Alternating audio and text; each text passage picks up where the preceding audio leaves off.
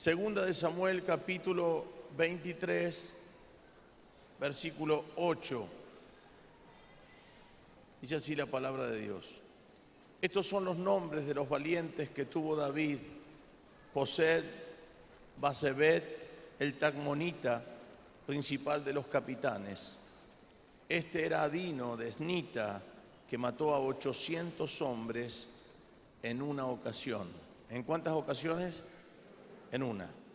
Después de este, Eleazar, hijo de Dodo, Agüita, uno de los 3 valientes que estaban con David cuando desafiaron a los filisteos, que se habían reunido allí para la batalla, y se habían alejado los hombres de Israel. Este se levantó e hirió a los filisteos hasta que su mano se cansó y quedó pegada su mano a la espada. Aquel día dio una gran victoria el Señor, y volvió el pueblo en pos de él tan solo para recoger el botín. Diga conmigo: en aquel día dio Dios una gran victoria. Abrace a alguien que quiere, dígale: el Señor te dé una gran victoria. Hoy es tu noche, dígale.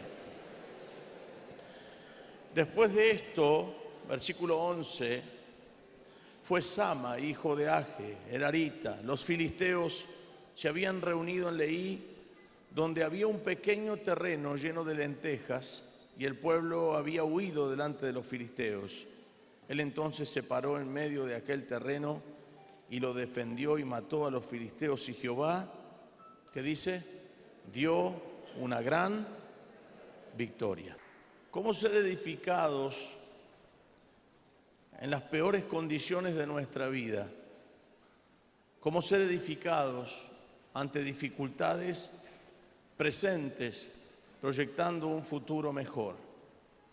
¿Cómo prepararnos para poder capturar una gran cosecha cuando muchas veces nuestro presente es pequeño? Pero todo lo pequeño se hace grande, y todo lo poco que tengas en las manos de Dios se multiplica como esos panes y los peces. Dios tiene la capacidad para tomar de nosotros lo poco y llevarnos a mucho. Muchas veces nos encontramos con personas que quizás no valoramos, pero luego los valoramos cuando no los tenemos. Nos encontramos con personas que por ahí uno dice: ¿qué me puede dar esta persona? O no la voy a necesitar nunca. Y las vueltas de la vida uno nunca las conoce. Quizás la persona que está a tu lado puede ser una puerta en tu necesidad. ¿Quién iba a decir que le ibas a pedir plata a tu suegra? La persona que tenés al lado puede ser una gran puerta para tu vida. Así que siempre valore, nunca cierre las puertas. Cada uno de los que estamos acá somos una puerta, somos una llave, somos una posibilidad. Recuerde lo que su pastor le dice: nunca cierres puertas que no sabes que algún día puedes necesitar. Siempre las puertas déjalas abiertas, porque en aquel momento de tu necesidad, o quizás de tu bendición, necesites algo. Quizás no sea plata, necesites un lugar. Los otros días, mi hermano mayor me llama y me dice: Alberto, tengo uno de mis empleados que está en Salta. Viajó a hacer un trabajo a Tucumán, de ahí tomó un avión y se fue a Salta. Llegó y justo en Salta había una fiesta en toda la provincia. Cuando mi empleado fue al hotel, no había lugar. Fue a otro hotel, no había lugar. Recorrió todos los hoteles de Salta y no había lugar. Te pido un favor. ¿Habrá alguien que conozcas en Salta que lo pueda recibir y pasar esa noche ahí? Levanté el teléfono, le dije: dame unos minutos.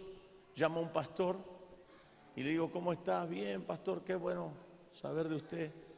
Yo sé que tenés una casa donde a veces albergás a los misioneros. Este muchacho no es misionero. Y le comenté la situación. Me dijo: pastor, por favor, dígale que venga, que acá estoy para recibirlo. No solamente se quedó ahí, comió ahí con el pastor y lo despidieron. Mi hermano, me dabas gracias. ¿Qué pasa si yo esa puerta la cerraba? O por ahí esa relación la cortaba. Por eso la persona que está al lado tuyo puede ser una puerta enorme para tu vida de aquí a algunos años. Por ahí vos lo mirás ahora y decís, pero mírale la carita, ¿qué me puede dar? Ojo, que Dios te puede asombrar, Él puede ser una puerta para ti. ¿Cuántos pueden decir gloria a Dios? Él puede ser una puerta para ti. David significa bien amado. ¿Qué significa David? Yo que hay gente fácil de amar. Yo que hay gente que son fáciles de amar. A simple vista te caen bien. No sé lo que tiene, porque lindo no es. Pero lo quiero. ¿No? Lo quiero. Es una persona que no sé, ¿a cuánto le pasa eso? No sé, me entró en el corazón. No sé, como que lo quiero. No sé cómo explicarlo. A veces nos pegamos chascos también. Pero hay gente que por más que te lo quieran endosar, doblar, ponerle mayonesa, no te lo podés comer. Son personas que vos decís, Dios, necesito la gracia para poder, y viene la gracia de Dios. Y hasta amamos a nuestros enemigos. Pero vio que hay gente que es más fácil. No se tiene que forzar uno. David era un hombre fácil de amar y venía de una familia que estaba relacionada con el rey. Recuerde usted que los hermanos de David eran personas que estaban ligadas a Saúl, ligadas al reino. La gran mayoría de los hermanos de David estaban relacionados con el rey. Y por supuesto, Isaí tenía mucho que ver, el papá del rey David, por la crianza que les había dejado, por lo que había impartido sobre sus hijos, de tal manera que sus hijos estaban involucrados con Israel, estaban involucrados con la victoria del pueblo, con el desarrollo de todo Israel. Así que tenía uno de sus hijos, que era David, el más menospreciado de todos, allí lejos, pastoreando ovejas, pero en ningún momento David deja esa relación que lo hacía distinto. Hay personas que por ahí son desvalorizadas delante de otros, ni siquiera lo ven como una puertita. Quizás no te ven ni siquiera como nada, como una ventana. Pero, ¿qué sabían sus hermanos lo que iba a pasar con los designios de la vida del rey David? ¿Qué iban a saber ellos que ese David menospreciado, ese hermano que llevaba la comida a sus hermanos, ese David que apacentaba las ovejas, que cuidaba los bienes de su padre, iba a ser el hombre que iba a estar al frente y que ya no iban a estar relacionados con un rey llamado Saúl, sino con un rey llamado su propio hermano, el menor de su casa? Qué extraordinario cómo Dios puede hacer las cosas. Miren las vueltas de la vida de un muchacho menospreciado, de un muchacho que sus propios hermanos lo fastidiaba la presencia de David. Ese jovencito iba a pasar a ser el hombre más importante de una nación. Y así se cumple la palabra de Dios, que Dios toma lo vil, lo menospreciado para avergonzar a los sabios y entendidos.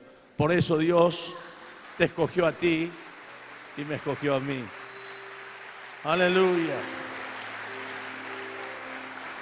Tenía una devoción tan profunda hacia Dios que influenció a otros. Para que usted sepa, David, por supuesto, luego es ungido por Samuel.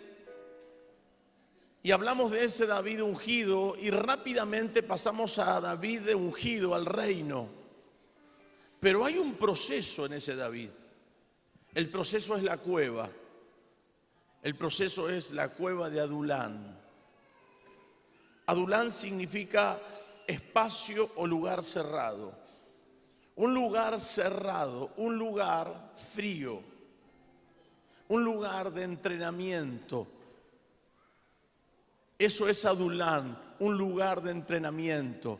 Quizás sentís que la palabra de Dios te selló. Sentís que Dios sabe de todas aquellas cosas que vos hacés, de todas las cosas que vos amás para Dios.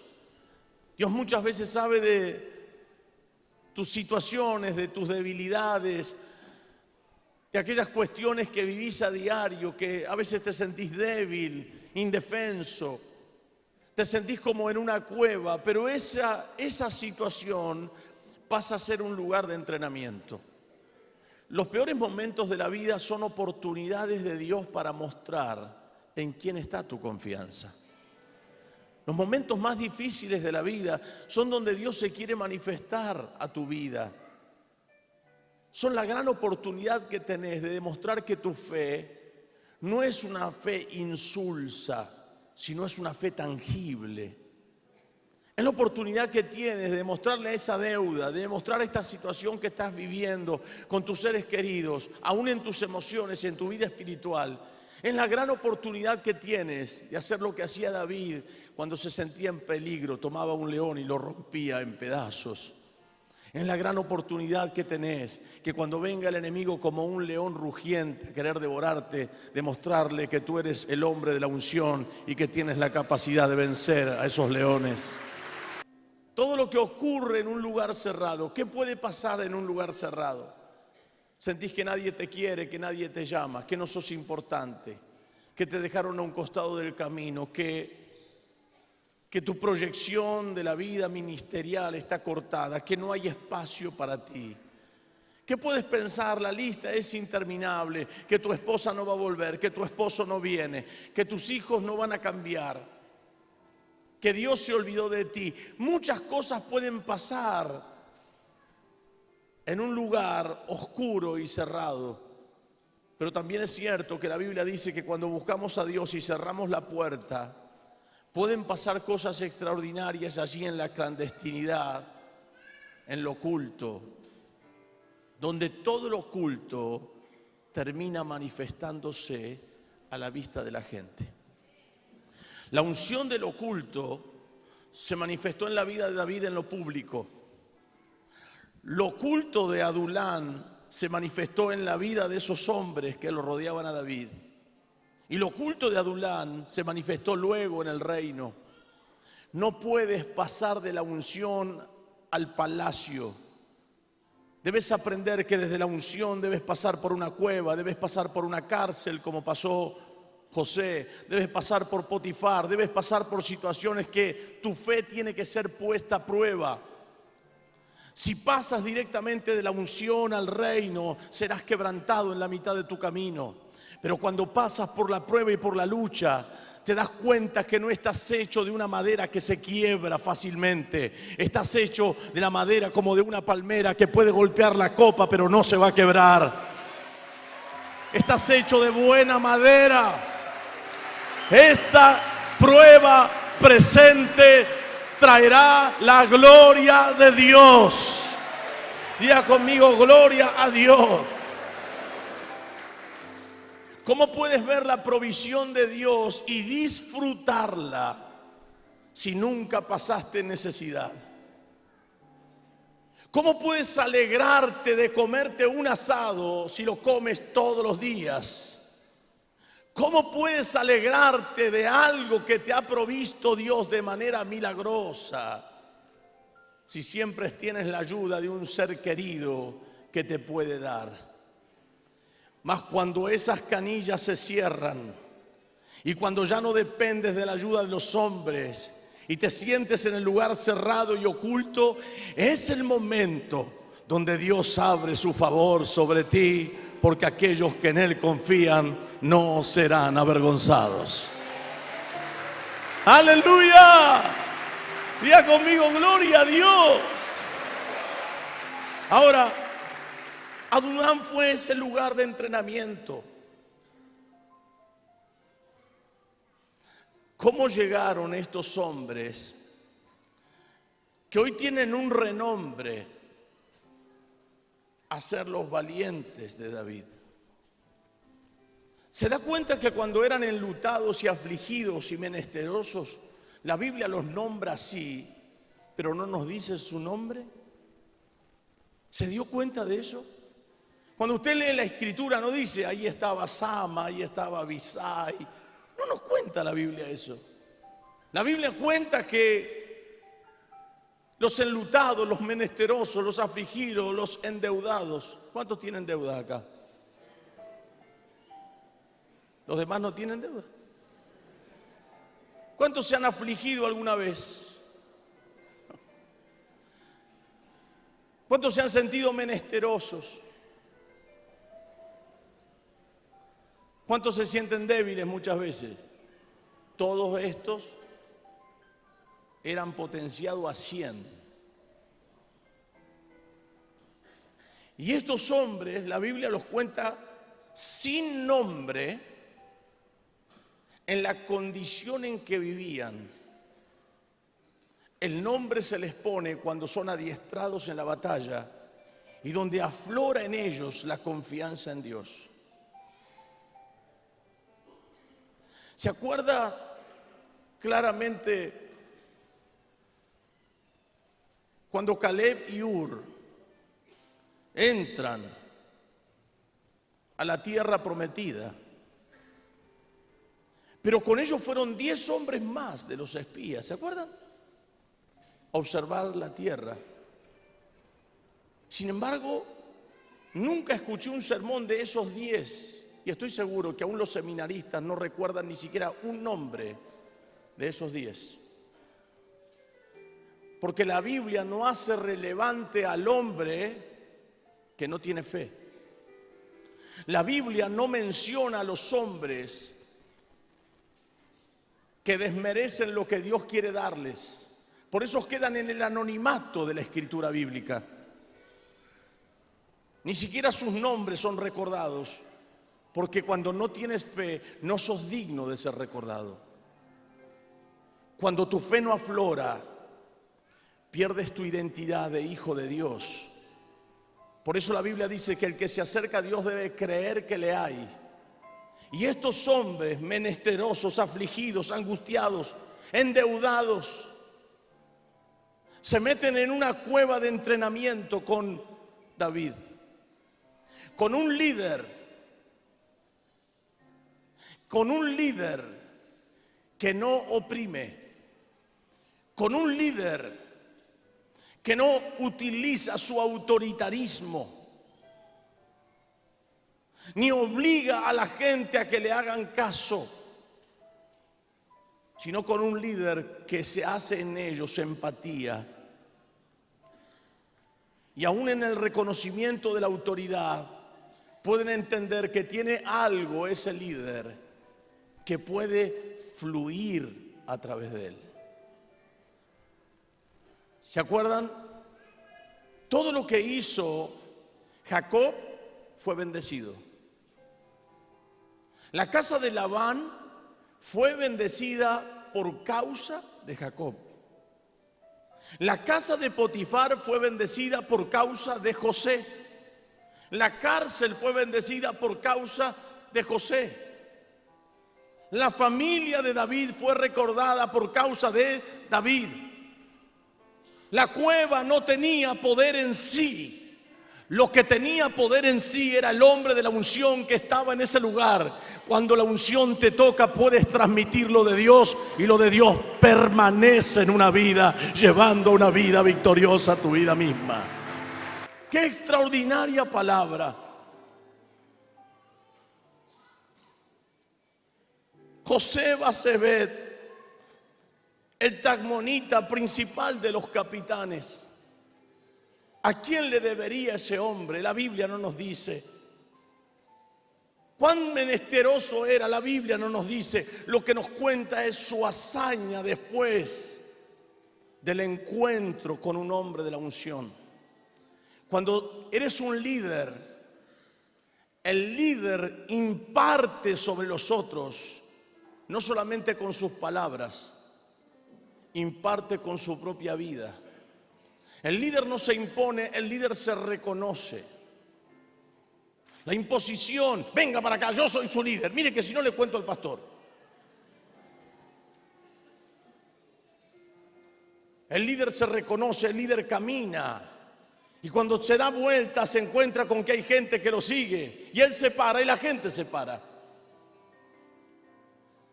Hay algo innato. Es una impartición, es un gen sumado a lo de Dios. Abrace a alguien y diga: gracias, Señor, por este líder que tengo. El líder de esa casa. Cuando tienes a Dios, Dios te capacita en tu liderazgo, en tus capacidades para solucionar problemas. Donde estés, la unción de Dios te capacita y te ubica en el lugar que debes estar bajo la unción del Espíritu Santo. Y dice Dios, oiga, dice Dios: